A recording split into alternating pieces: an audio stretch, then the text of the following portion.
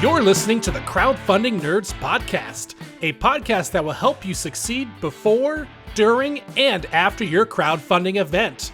And now, here is your host, Andrew Lowen. Hey everybody, welcome to Crowdfunding Nerds. We have another awesome episode for you. I am joined as always by my SEO marketing wizard Rick and sexy Irish Sean. How you guys doing? Hey everybody, Hello. What's up? So on this episode, we wanted to talk about Kickstarter mental health. There was this post that arose in a Kickstarter board game design group where somebody asked about, are there any other posts dealing with the emotional state of a person in Kickstarter? And I thought that was really interesting because a lot of the time as a marketer, I feel like a counselor quite a lot. I mean, in a way, we are counselors where we counsel our clients on the right things to do and other things like that. But there's really like the reason that we do that is because not just because they need to know the information, but because it actually gives them comfort to know that there are certain things that they can do that will move the ball forward and that kind of thing. So I wanted to talk about the mental strain of Kickstarter. So let's do that. I think we covered a little bit about this on one of our previous podcasts about planning for different situations. We talked about catastrophic success and how catastrophic success can cause a mental breakdown in people. People get so successful that they can't really handle all the comments or the criticism. And I think we used a Flappy Bird as an example in that podcast. We can include it in the show notes for people to check that out. But yeah, there's definitely a mental strain to running a Kickstarter, just the amount of work that has to go into it, but then just the sheer volumes of people who look at your stuff and they critique it. Yeah, it's not only just all the work involved. It's like the unknown future. You have no idea if all the work you're doing is going to be successful or not at some point during your campaign. And I think the actual, putting all this work in and then not knowing the outcome, I think those two combined can really cause a lot of stress. And, another thing that really adds to this whole thing is, of course, it's the two things. Number one, oftentimes board games are not a business for the sake of making money. Every business needs to make money in order to remain in business. But these people, well beyond the business of Kickstarter and board game design and marketing and whatnot, they are passionate about their project. So when a board game goes to Kickstarter, you don't see all of the blood, sweat, and tears that and time that went into that project. But there's a lot of pride and a lot of hope and dreams and you name it, riding on what happens. The mental load's quite high. Like I do Brazilian Jiu-Jitsu and wrestling, and when I go into the gym and practice, it might be doing the exact same thing as if I were in a world championship final match in a tournament or whatever it is. But the feeling in the gym when I'm just practicing behind closed doors that nobody can see and whatever is much different and much less stressful than when the bright lights are on and other people are watching and it has something on the line, a medal or whatever it is. This is what people are going through when Kickstarter is live. You can design your game, you can plan, your absolute best, but when your Kickstarter campaign launches, that's the equivalent of the lights going up and the world getting to see it and the world getting to tell you what they think of it, which is the scariest thing. That's your baby. And the world is telling you if they like it or not, So every little detail you tend to agonize over. Speaking of time and blood, sweat, and tears, we know that you have an upcoming Kickstarter project that's going to be coming out. How much time and energy do you think you have consumed on this project already? Man, tell you what, when I said what I said before, I can tell you I'm speaking from experience because that is how I feel, right? And it's been 4.5 years since the genesis of the project. I had the idea just over 4.5 years ago. I started putting a prototype together and that kind of thing. And within 6 months, I actually had a thing that was being played on a table and whatnot. And I mean, there are thousands upon thousands of hours that have gone into this over the last, 4 years. And eventually, I have other game designs and things like that. But now where we're at today, all other designs are on the back burner Deliverance is the only thing that is kind of going to Kickstarter, and that's the only thing I'm focusing on. And if it does well, then it's like all this work that I've done has paid off, and it's going to be wonderful to see. It's not the end of the road, but it's just, I want that confirmation that what I've been doing for the last 4.5 years, just as a side passion project, is something that people want, and so that's, the Kickstarter campaign that's coming up this year is going to be a moment that the world will tell me what it thinks of my idea, I guess, and that's kind of scary. What if the world just doesn't care? It's fine if people love it. It's fine if people hate it. In fact, I mean, it's great if people love it. And I think as a marketer, it's great if people hate it because they'll still talk about it. But indifference is what I'm afraid of, where people just see it and they're like, and then move on. That's what I don't want. It's popularly called imposter syndrome. You feel like if only people knew what, was going on the inside, they'd see I'm a fake and whatever. That is something that I battle on a regular basis because I think it's a good idea and I'm passionate about my game design, but I think, what if I'm the only one in the entire world that is that way? And I can tell you that this is so relevant to marketing because the only thing that I can look at as hard data that shows conclusively that I am not the only one that cares about this thing are my passionate fans.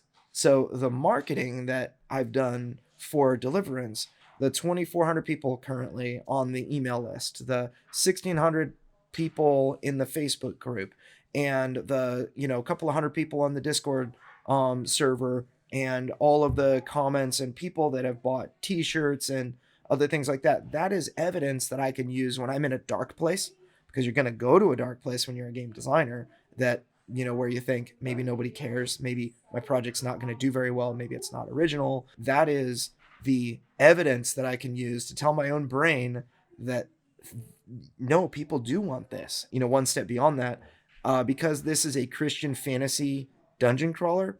Whenever people hear the term Christian anything, they automatically are kind of, even Christians are like, kind of like, I don't know if that's a good idea or if that's going to be a fun game or whatever.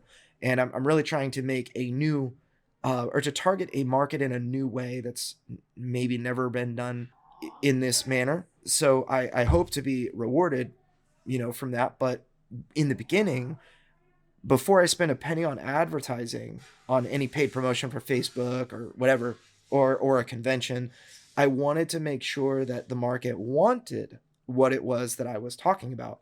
So I did a lot of self-promotion organically through Facebook and other places that, I really wanted to prove that there was a market for this. And so my first focus was growing an email list to 1,000 people for the board game without spending anything on ads. And that might sound really daunting to somebody who is designing their own game. And, a lot of the time you have a designer that's like, all right, the game's finished. All I need to do is market now. And which is kind of a mistake to have that attitude. Back to the whole Kickstarter mental health thing, there's definitely a huge strain on a designer to do well. And a lot of designers, you referenced that 4.5 outcomes of a Kickstarter campaign podcast that we did a little bit ago. I think that's super valuable, but all 4.5 of those things, most of the time, it involves a plan. And where the mental health aspect of, gearing up and launching and running your Kickstarter really comes into play is when you have a no plan.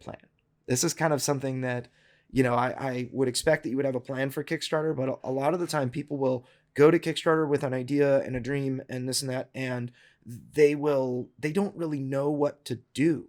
They rely on their support from their friends and family. They rely on Kickstarter's algorithm. It's a very popular word, the algorithm, to just, spread the message, because they don't know how to spread the message.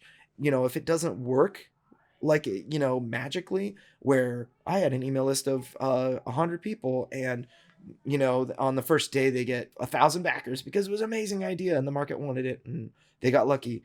That's what people hope will happen. But a lot of the time, when they have an email list of 100 people or less, and most of them are friends and family, some of them are playtesters, they might have 50 backers on their first day and fund 20% of their Kickstarter campaign. And they're still very hopeful because they don't know what to expect and they have no idea what to do. This is what I call the no plan. When you go to Kickstarter, you have an idea, you put your Kickstarter campaign page together and you launch it and you're like, all right, world, now you can see it. But you have no idea what to do. And you're watching everything that does happen on your Kickstarter page almost as a spectator, on the sidelines where you're unable to influence, like if you're watching a sporting team or like a football team or whatever, you're watching the game at home on TV and you're yelling at your TV because you're passionate, but you're not able to influence the football game. That's kind of how I see some designers that are self-publishing with their Kickstarter campaigns. And what they kind of end up doing is they focus on the negative things more than the positive things. They focus on people that back and then cancel. They focus on people that, write a negative comment or maybe even a probing question. Like, is there going to be a solo mode? I don't see a solo mode, blah, blah. They would look at that as a negative, not as kind of a positive. And so that's really the danger of the no plan is that you're not sure what to do. And so you kind of stress out at every little thing. In terms of social media and website platforms where you have large bodies of people communicating, some sort of have a reputation of being quite toxic. How toxic is the Kickstarter community? What should, first-time backers be expecting from, backers on Kickstarter? Is it generally people are quite well behaved and quite friendly and nice, or is it like a lot of people there can say some pretty nasty things and you sort of need to have a thick skin going into Kickstarter? So I always recommend to take your feelings, put them in a jar, seal that jar, put it in a lockbox, and then so that nobody can hurt your feelings. Doesn't really happen that way with Kickstarter though. It feels like the wrong, maybe you woke up in a certain mood or something like that and you take a little bit more personally. You will probably take things personally that aren't necessarily meant as a personal slight. Written communication accounts for about 5% of the information that your brain, 5% of like transmitted data to your brain, where your brain tries to analyze what somebody means and that sort of thing. Body language is something like 57%. So seeing somebody in person and how they move and whatnot when they say what it is that they say, as well as tone, the inflection in somebody's voice, I believe is like 38% of communication, which leaves 5% of communication left for the written word. And because Kickstarter comments and everything, we only have the written word, there's 95% of communication is kind of hidden away. So it is natural to misinterpret or misunderstand what somebody's asking. Also, some people are better at expressing their thought via pen and paper or I guess via keyboard better than others. So, the power of, the risk of misunderstanding is greater when there's written communication. There is also a certain level of anonymity because we're on the internet, and I think that there's always a risk of trolling, whereas in real life people wouldn't troll because they might get punched in the mouth or whatever it is. There's no dirty looks. There's none of that on Kickstarter. So, but what I will say though is that I see a generally positive environment on Kickstarter. People want to see others succeed. People do get behind projects and they want not only the best for the project and whatnot, but they want the creator to be encouraged. And I generally see the board game industry as a positive place, much more positive than many other industries, which is comforting. That said, in certain situations, I have seen Kickstarter comment sections be a little bit of a cesspool sometimes.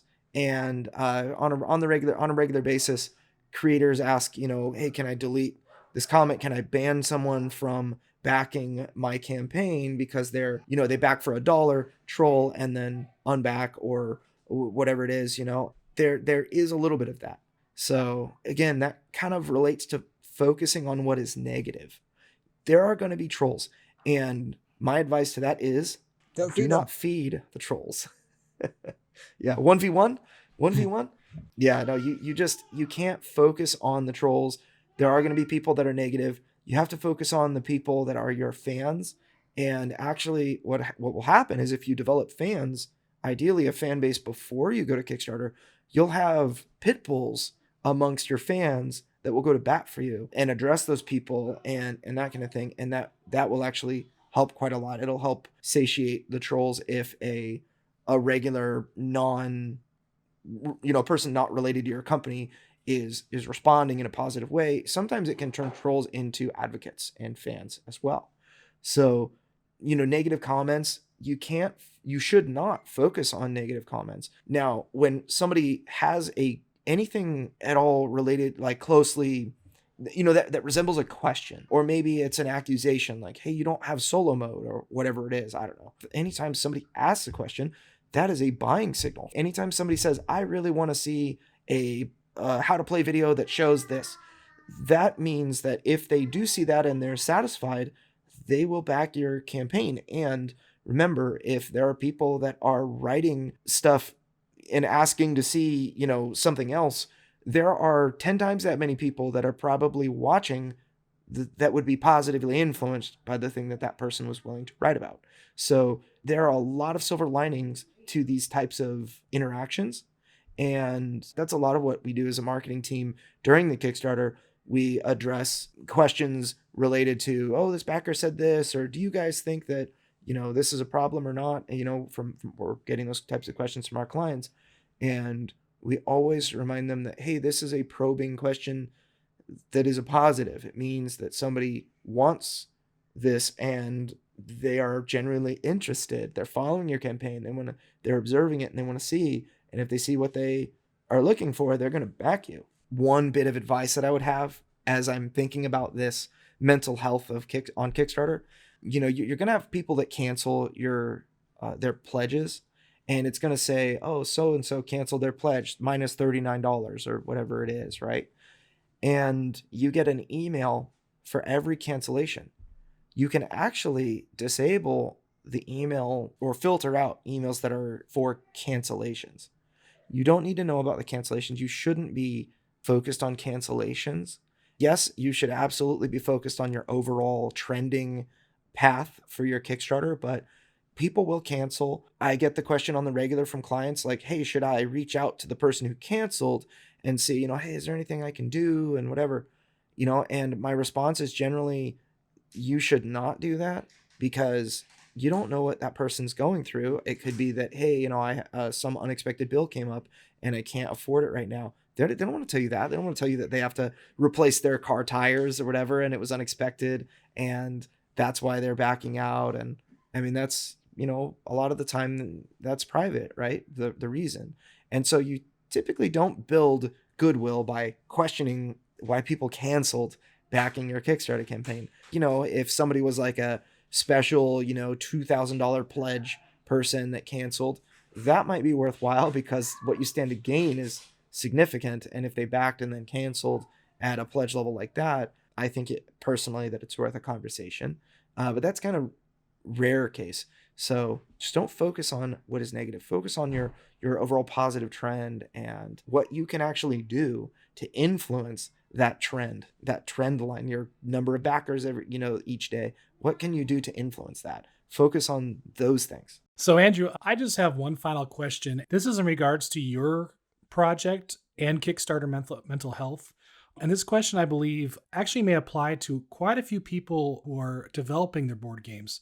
Do you feel that your board game is ready for Kickstarter? And if not, do you think you will ever feel that it is ready for Kickstarter? Now, that's a good question. And there are two kind of immediate thoughts that come to mind is that I feel that public facing, the way the game looked and everything, my game would have been ready for Kickstarter a year ago. What my goal is not necessarily to make a great show just during the Kickstarter, but when I actually deliver the product, I want people to have an extremely wonderful experience And I then want the hype train to leave the station after it's actually been delivered. Hopefully we have a big Kickstarter. The only thing that is going to cause the game to turn into an evergreen is if somebody has great experience after the product's delivered. They get it to the table, they play it, they love it, they talk about it, and they want to play it again and that sort of thing. This is really a question related to development. The answer that I think every designer would probably give in their heart of hearts is that the game is never finished. It's just ready to sell, or it's just good enough. Even games that are incredibly hot sellers like Scythe, for example, your favorite game, I'm sure that Jamie Stegmaier could have spent more time developing the game and refining the game. And yeah, there were a couple of things that happened afterward where certain combinations were a little too powerful. And I'm sure with more development time, he would have figured out, at least one of those or maybe both. There has to come a point where you stop the development and the tinkering and you say, this is what I'm going to Kickstarter with. And I think that, I am always thinking, what can I do? How can I change it? How can I improve it? But I have to just say, okay, I'm not going to work to change and improve. I am going to launch on Kickstarter. Even after I launch on Kickstarter, there's time for development and whatnot.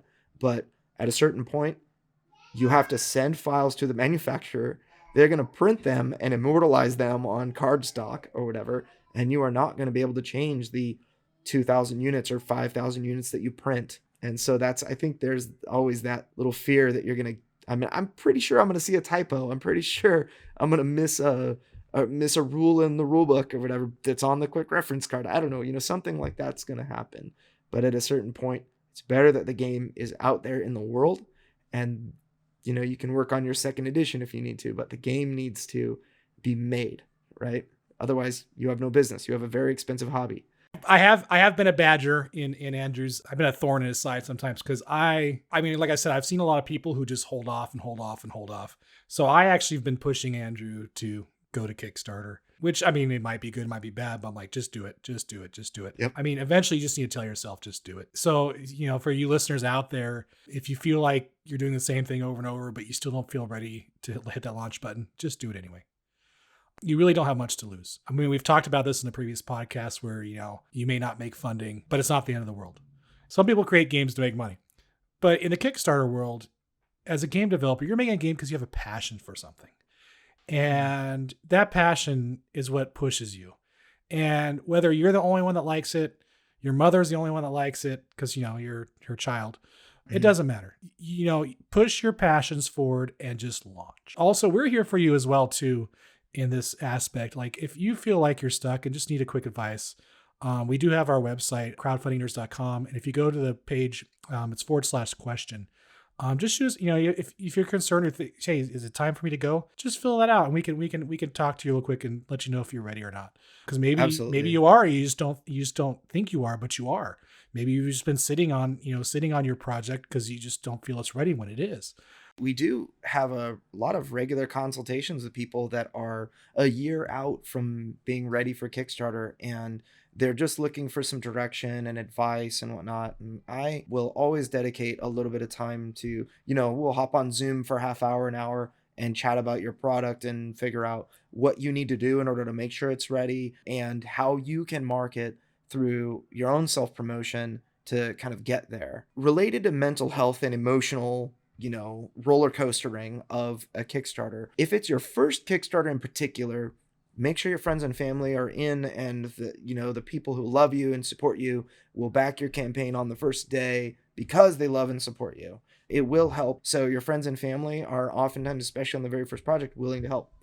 This reminds me, when I started a business, I was back in 2009, October 2009 is when I kind of got started in this line of work. I had a lot of my friends and family, I found out that they were not at all supportive of what it is that I was doing. If they bought a thing that I was selling, it was not from me. And it was because they didn't consider me any kind of expert in this. They didn't think I could do a good job. They were discouraging, very discouraging. And I ended up actually kind of letting go of a lot of friends and family because, meaning I didn't care what they thought about me anymore. And I had to go find other clients and other people that were willing to trust me, that were willing to believe in me, because a lot of my friends and family did not. And in some cases with Kickstarter, might be only a $50 project. You will have friends and family that will say they're going to back you and support you, and they don't. Or you get them all prepped to back you on the first day and they don't back you till the 5th day or whatever it is. Don't hold that against them. You need to understand that you will learn things about your so-called friends and family members and how supportive they're willing to be of you. When push comes to shove, when there's money on the line, when you tell them, hey, this is a really big deal that you help, and then they do or they don't, reminds me in a way of like, I invited people to my wedding, and the people that do, I remember that they were there, and the people that weren't there, I remember that too, that there are certain people who I invited that didn't have kind of a really important reason to not be there and that weren't. That kind of hurt our relationship, And so friends and family, it's important to activate and mobilize your little army, but you need to understand that you will probably be disappointed in somebody.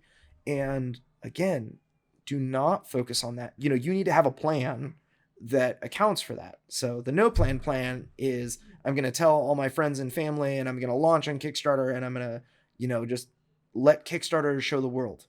And again, you're going to be watching as a spectator, unable to influence. Your friend's not going to call you back. Your family member's not going to back on time. They say they're going to when you talk them on the phone, and then they're not going to, or they don't. Don't be that person that's just sitting on the side wondering, how did this all end up here? You need to be able to actively influence your situation. So one thing I'd like to add to that is your friends and family are going to be behind you, usually, in most cases.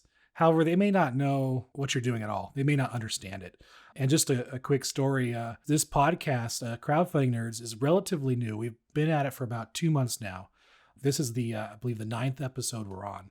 And we get hundreds of listeners now each week, which is phenomenal. And I got excited because one of the things that happened is that we're now pretty much syndicated on every major podcast site.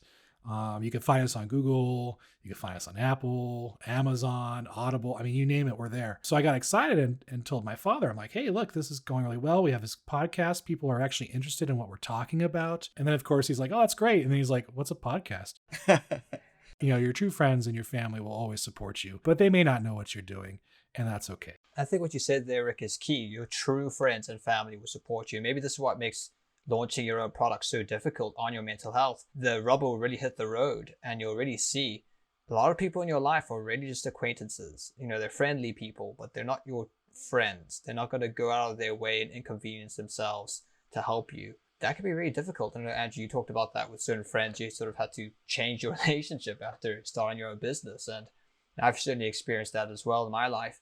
And yeah, I think you just have to just recognize that having good friends are hard to come by. And having good friends is really important, because they will be the people who will support you and help you and encourage you during your Kickstarter, and to really surround yourself with those people. There is a friend that sticks closer than a brother, and it's kind of a proverb. And the right friends, the people who are willing to invest in you, with their time or attention, I think that matters a lot. I have a lot, plenty of friends who I will connect with. We play board games, we do whatever. The relationship is just all about whatever we do. If we do the same things, then we tend to be friends. And then if we don't do the same things, we tend to kind of drift apart and whatnot. But then there are others that are, that every once in a while ask about deliverance or how things are going or whatever. My wife has been pregnant for the last 8 years straight, it feels like. And they'll ask about the kids or whatever. And the people that tend to show interest are doing that on purpose. They want to be friends. There's a proverb that says, in order to be friends, one must first present as friendly. Those people, I think, are worth noting. Just because you want support in a particular way, and a friend or family member doesn't give it in that particular way, it doesn't mean that they're not your friend. It doesn't mean they don't care about you, or that they don't care about the success of your project or whatever. Accept whatever blessing as it is. It's somebody showing care about you. But if my mom, who has never used Kickstarter before, but is a huge advocate for me and a huge fan of what I do, if she says, go Andrew, and then doesn't back my Kickstarter on the first day, it's not going to strain my relationship with my mom. If it did, I would be putting these undue burdens upon a family member.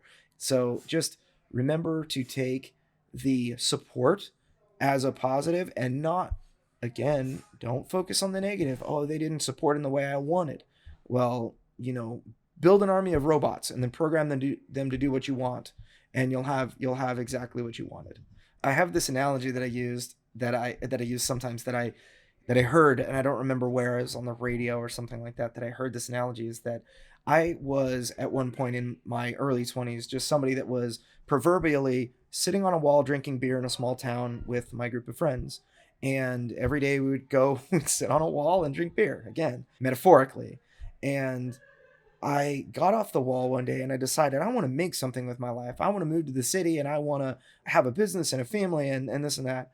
And all of those people on the wall were upset. They were very upset. In fact, I was the first one in my group of friends to get engaged and set a wedding date. Another friend got engaged after and then married before, and who was actually very supportive of my relationship with my wife. I had so many other friends that always constantly said, "Oh, game over, man. You got a ball and chain now," and other things like that. They would be very discouraging on purpose. They would go out of their way to show me what a bad decision I was making. And they would actually speak in jest. It seemed like it was joking. It seemed like it was lighthearted. It was not. It was actually very mean. And I don't want to tell all about my personal story, but these people were not for me. And going back to that metaphor of, getting down off that wall, stopping the beer drinking. And by the way, I'm not talking any trash about people who love beer. We're actually probably going to market a game here soon that is all about distilling whiskey. So I have no problem with that. But the idea is that the people that are sitting there doing nothing with their lives were upset at me for trying to get off that wall and go make something of myself. Why? It was because what they saw in me, it was a poor reflection upon themselves. If I went to make something of myself and they sat there drinking beer, being losers, then that was difficult on their psyche. They didn't want a friend showing them that what they're doing is wasting their life, while this other person, me, uses my time in order to try to make something of myself, right? And have a family and start adulting and whatever. They tried to discourage me from that. And in order to thrive in my own life and have joy, and I had to let the opinions of those people go. And I had to let the relationships of those people, in many cases, just go. That sometimes you're going to have to do that in life. Just find the people that support you and encourage you. And also, you as a listener need to support and encourage those that have crazy, ridiculous ideas. Maybe even starting a business that you think is foolish or whatever. Encourage that person. Say, try, fail, do things in life that are going to get you places, that are going to teach you lessons and whatever. If somebody starts a multi-level marketing company, you don't have to sign up for their multi-level marketing company. You don't have to even buy products if you don't think the products are useful. But don't say you're doing a stupid thing. You're wasting your money. You're wasting your life. Yeah, maybe. But you know what? I started in a business like that and ended up learning a lot of great lessons. And yes, I failed, but I have much more as a result, the wisdom that I gained and so much more. And so encourage people, look for those who encourage, and be a part of a circle like that. Whatever you want to be good at, focus on that. Absorb I'll be good at winning internet information. Heck yeah. If you want to be good at winning internet debates, then just, don't have social media accounts. You'll never lose a debate if you don't have a social media account. That's a very valid point. I think social media is a horrible detriment to people's mental health. I think we'd all do good detoxing or just spending as little time on it as possible. It can be a pretty toxic place at times. So yeah, I think being intentional about your time, being intentional about your social media use is very important for your mental health. I believe overall, we've all been on the dreaded Facebook news feed of abyss where you're scrolling and like you get into like a trance and suddenly 15 minutes have gone past. Like, where did that 50 minutes go? And you do that several times a day and you've got a couple of hours on your hand, over a week even. So it's being intentional. Why am I going to Facebook? Am I going to Facebook because I need to message someone? Okay, so I go to Facebook, I message them, and then I get off. Am I going because I need to post this update about my game? Post it and then get off. It's too easy to go on it and get lost in the frenzy of what it is. So being intense, having a goal before you do it, and setting a time limit. I'm only going to be on it for 5-10 minutes because I need to do this thing and get off. And it's something I have to be wary about because we talk with clients on Facebook and it's dangerous. I think you could if you're on desktop, you can actually get a plugin that can disable the newsfeed. So I might have to invest in that because there's a danger where you could waste time, and it's designed to do that. It's designed to suck you in. That's true. You know what? It's weird because most jobs will disable YouTube and Facebook and whatnot. And it's funny because our jobs are to oftentimes scroll Facebook and watch YouTube videos and do whatever on social media that it can so easily become a time sink for us. But we need to remain productive in our use of time, right, employees? Oh yeah. Being intentional. How can you be intentional with your time on Facebook, for example? Well, I think as I said, if you know you have to make a post, going on Facebook to make the post, maybe replying to 1 or 2 messages, and then getting off. One thing I used to do actually is I gave my wife had the password for my Facebook account. So which means she had to log me in, and then I do my business, do whatever my marketing stuff I had to do, and then I would log off. And I could not log back in because she had my passwords. I actually didn't know the password to my own account, and that was a really good way I found to just really be intentional about my time on Facebook because I had to kind of like schedule with her. Okay, I need you to log me in at this time. I've got to make this post, and then I'm going to sign out. And so I found that very helpful. Funny. I elected to recently delete the Facebook mobile app and the Messenger app off of my phone. The reason that I did that was because I sit at a computer all day working on Facebook stuff, and I do a ton of, mobile ads and even mobile landing page design and everything like that. I'm super up to date on, and I need to be super up to date on what happens in the mobile world. But what I found was after work hours, I sometimes work 12 hours in a day just because, I run the business and just certain things need doing. And I'm the guy that kind of the buck stops at me in the end. So I need to do it. Right. But what I would find is that there are certain tasks that are very, very important to do. And then there are other things that are more like, I would say they're urgent, but not important. So for example, if I have a notification on Facebook, I am so compelled to see what it is. If the little world icon says 1, or if there's a message on Facebook, it's a message, it's a notification, what I have to see what it is. And I would find myself doing that at 7 or 8 or 9 at night when my wife is talking to me, and we're having conversation. I'll look down at my phone and then be like, as I'm scrolling and looking and saying, but my brain is not registering what she says. And, it would hurt her feelings all the time. She'd be having a conversation, trying to bond and whatever it is, but I'm not there. Right. And so I elected to try to keep, it's a way that I can kind of separate work time from home time, working in this, COVID situation where I'm working from home and not at my office. It's a way that I can kind of keep work at work and give myself to my family. That's actually a very important aspect of mental health is what do you do to relieve stress outside of what it is that you're doing professionally or, the passion project. How can you relieve stress?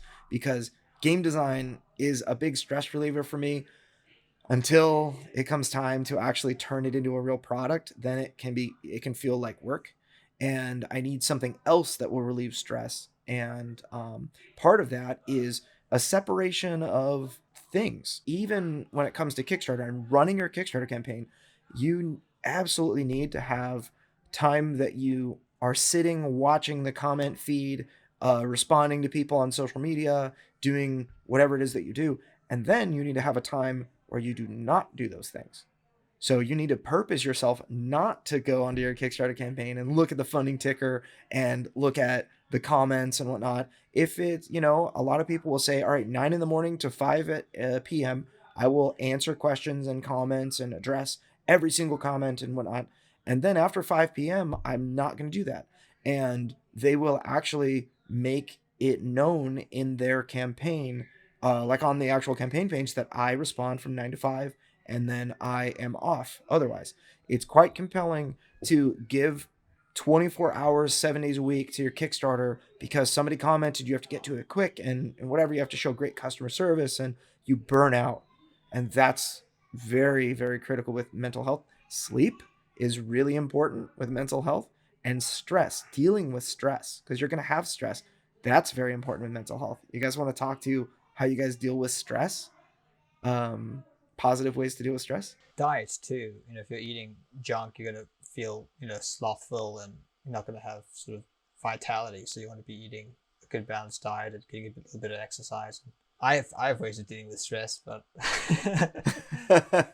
the most fun you can have in 5 minutes. I thought you're supposed to eat ice cream when you're stressed out. Isn't that what people do these days? You know what? There's nothing wrong with a little comfort. I'll tell you what, Cherry Garcia from Ben & Jerry's, I am a fan. Chunky Monkey. It's all about Chunky Monkey. I just have one final thing to add when it comes to Kickstarter mental health. I'm going to be using an analogy, but I think when it comes to your Kickstarter campaign, you should treat it the way Yelp treats business reviews. You're going to get a lot of one-off comments. You're going to get things like people are going to hate it. You're going to get people who love it. Like say like your mother, your family's going to love it no matter what. When it comes to what matters, like let's say your mom, using the Yelp analogy, let's say your mom, is supporting your company. So she writes a review about your company. The thing is she's most likely going to get filtered on Yelp and her review's not going to show because the only review she's ever written is for your company. And Yelp's got its algorithm where it determines the weight of a business review. And one of the things is, is this person active? Do they do a lot of comments? So in this analogy, I would say, focus on the people that are supporting you, but also have a proven track record of supporting the niche you're in, like board game development and whatnot. Their opinions are the ones that really matter. And they're the ones that have supported many other people. And so, I mean, it's good. It's good feeling to know that, when you get someone to support you that supports other games, you're on the right track. But also, I believe that when it comes to mental health, their opinions, I think, weigh heavier than these other people like, oh, your game sucks, or I don't like the way this is. And these are just people who just pop in and pop out of your campaign. So yeah, that's my horrible analogy, and I'm sticking to it. Be willing to be transparent with your fans. Be willing to speak the truth. If you're having a hard time, if you're going through a difficult thing, if you have a difficult decision, if you're just feeling burned out, find a way to share that with your community. Being transparent with those people is going to benefit you if they care about your product. If they're passionate about your product, if they believe in you, you will receive encouragement. And I think that, part of our goal with this Crowdfunding Nerds podcast is just simply to be transparent with you guys. We wanted to not just, tell you what to do to have a successful Kickstarter, but we wanted to learn with you guys. And, there are a lot of things that we're learning every single week. To be transparent about those things is important to us. It definitely makes us a little bit more vulnerable because you can say, hey, you're not 100% expert in every single situation that ever has arisen. Maybe I won't hire you guys, but that's not so much the goal of this podcast. I'm not looking to get rich necessarily off of new clients or something, although that would be awesome. But I wanted to just be transparent with you guys and share the journey of, our experience of what it's like to get a client funded on Kickstarter and how that changes over time and whatnot. So that actually helps quite a lot. Just sometimes I feel like, working in this business, I can't really It's not really dinner conversation. I can't talk to my wife about the technique I use to help get a client funded 500%. That is not interesting table conversation to my wife. So it is nice to have an outlet to be able to share, you know? So. And on that note, we are definitely out of time for this episode. For more information about our podcast, this specific episode, or any of our other episodes, visit us at crowdfundingnerds.com or your favorite podcast player. And we will see you next week.